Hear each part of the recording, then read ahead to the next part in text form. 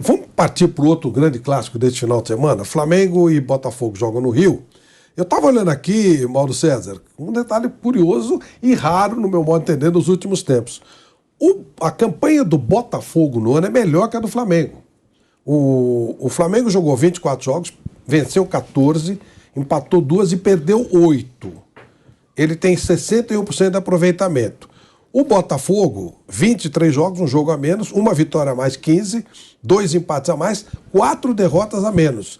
E uma campanha de 71% de aproveitamento. São jogos diferentes, a gente sabe. Muito diferentes. Mas é uma coisa rara, né? De você partir de uma estatística... É como comparar um time da Série A com o da Série C. O Botafogo jogou agora no Campeonato Carioca, ele não se classificou, ficou jogando com os pequenos. Taça Rio.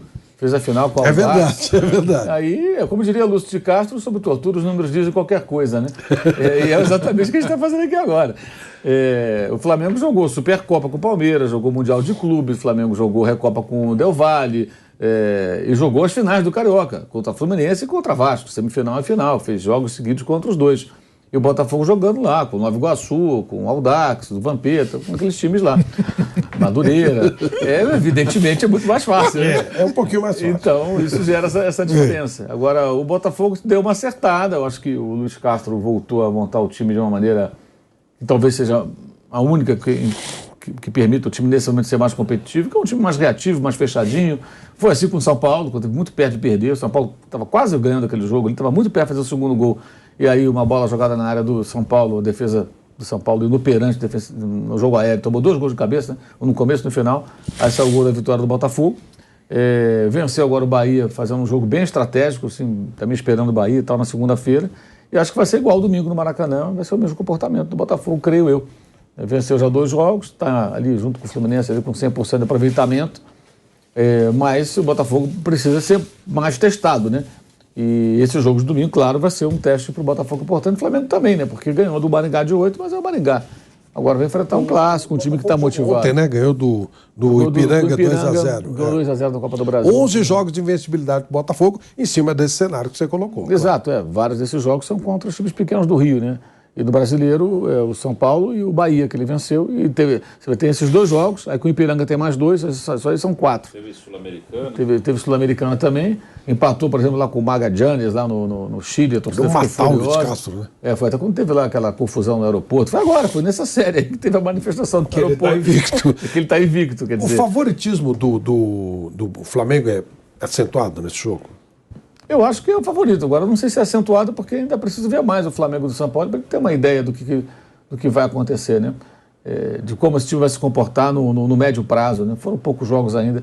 Eu achei que assim, o time jogou melhor com ele, mesmo no domingo com o Internacional fez um bom jogo, poderia ter vencido. Foi muito parecido o Flamengo Inter e Flamengo com o São Paulo, Botafogo e São Paulo. O Flamengo estava muito perto da vitória, teve oportunidade, bola na trave e tal, e de repente surgiu uma jogada, o Inter foi lá e fez o gol. Com muito mérito, claro, lá do Maurício, que fez um belo arremate.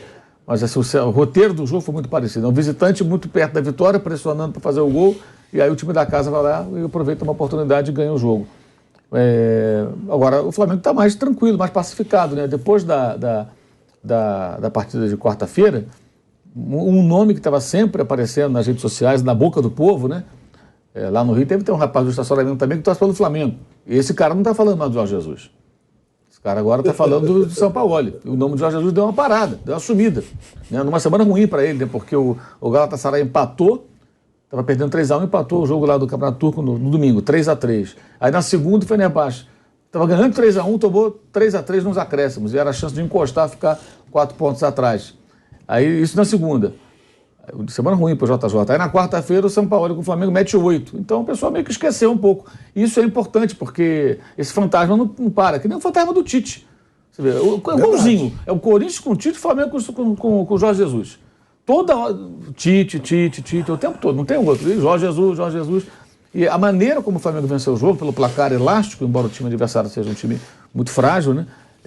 O Maringá, eu acho que deu uma acalmada e tirou um pouco dessa sombra que fica sempre por ali, né? Porque esse torcedor também que pede Jorge Jesus, ele nem quer saber como é que está na Turquia. Não interessa, pode perder de 8-0 lá. É aceita, né, como você fala. É aceita. Tem várias seitas do futebol, de vários técnicos. Como tem. E o Jorge Jesus representa uma delas. E aí o cara fica ali enchendo o saco, pressionando. Não teve um maluco lá que xingou o Gabriel, lá, o Gabigol na saída lá do campo? O Gabigol fez um ótimo jogo, pô. O cara ficou ali xingando.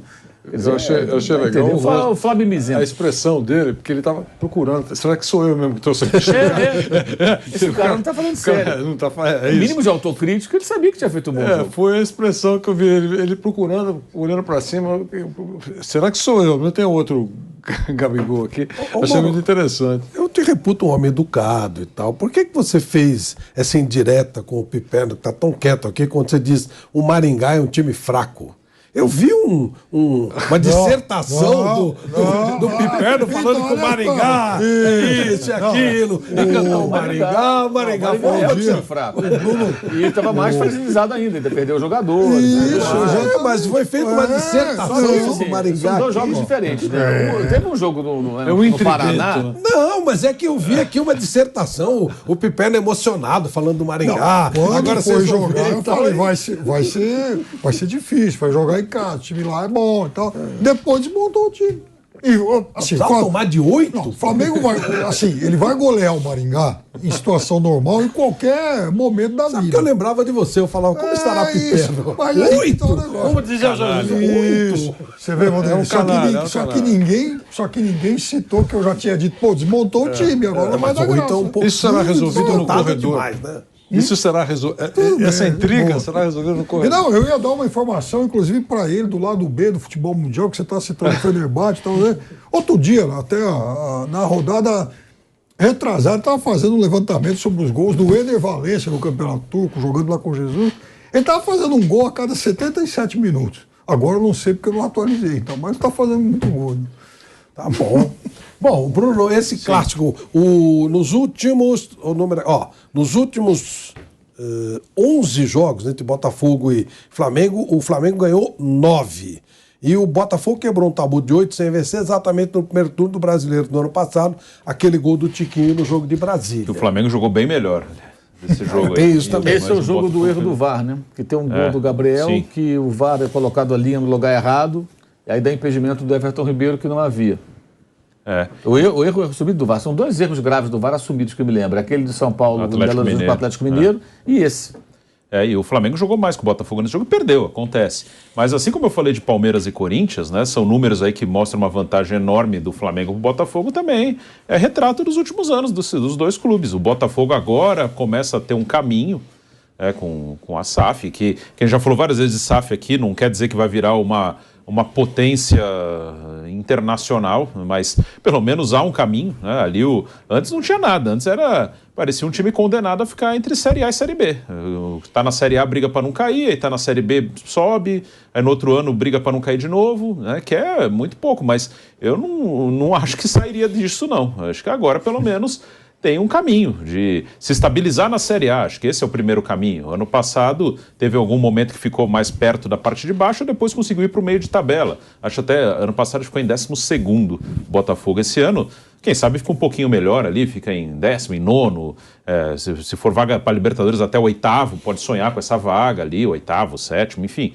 Eu acho que é por aí, que já é uma coisa boa, né? Porque sempre a expectativa é sempre a desgraça ou a extrema felicidade. Não, tem um meio termo. Para um time que estava subindo e descendo, se ele se estabilizar na Série A, começar a entrar nas competições sul-americanas, já é um bom caminho. Acho que esse é o caminho que o Botafogo está trilhando nesse momento, de ficar na primeira divisão sem correr riscos e começar. Se você não cair, você vai para a Sul-Americana, né? Isso é praticamente isso. Poucos times que não caem não vão pelo menos para a Sul-Americana. Mas começar a entrar numa Libertadores, enfim, que também são muitas vagas. E o Flamengo é um time muito forte. O Flamengo tem seus momentos instáveis, muito por essa coisa aí da questão dos treinadores, que ninguém consegue trabalhar sossegado, tem essa sombra de Jorge Jesus, e só o Jorge Jesus salva. E o Sampaoli, tomara que ele consiga quebrar isso, que ele é muito bom. O Sampaoli é um ótimo técnico, para mim é um dos melhores aí que um time sul-americano pode ter. E são poucos jogos, um jogo com o Nublense e um com o Maringá, que são times bem mais fracos que o Flamengo, um jogo com o Inter mais parelho, que o Flamengo poderia ter vencido e não venceu, mas teve chance, jogou, pelo que jogou dava para ter vencido o jogo. Então, eu acredito que o Flamengo agora ele volta para o seu patamar normal, que é um time que está jogando o Brasileiro para tentar ganhar o Brasileiro e que está jogando a Libertadores para tentar ganhar a Libertadores. E é favorito contra o Botafogo. É o normal. Para mim, o Botafogo é um time de meio de tabela, de Sul-Americana ou até, quem sabe, uma Libertadores. E o Flamengo é time que vai disputar o título. O Piper, no São Paulo, reclamou do gramado do Maracanã. Tem razão, tá certo. Realmente é uma coisa que está atrapalhando muito. O Mauro conhece bem o histórico dessa parceria Flamengo e Fluminense para gerir lá o Maracanã e jogar lá. Então, toda hora tem jogo no Maracanã. E à medida em que os dois jogam Libertadores, os dois disputam Copa do Brasil, os dois estão no Campeonato Brasileiro, é claro que o desgaste é maior e ainda por cima agora o Vasco quer jogar lá também. Jogou lá contra o Palmeiras. Então, eu me lembro do que aconteceu no Castelão ano passado. Foi um ano atípico no futebol cearense, Fortaleza jogando Libertadores, o Ceará avançando lá na Sul-Americana, os dois jogando Copa do Brasil.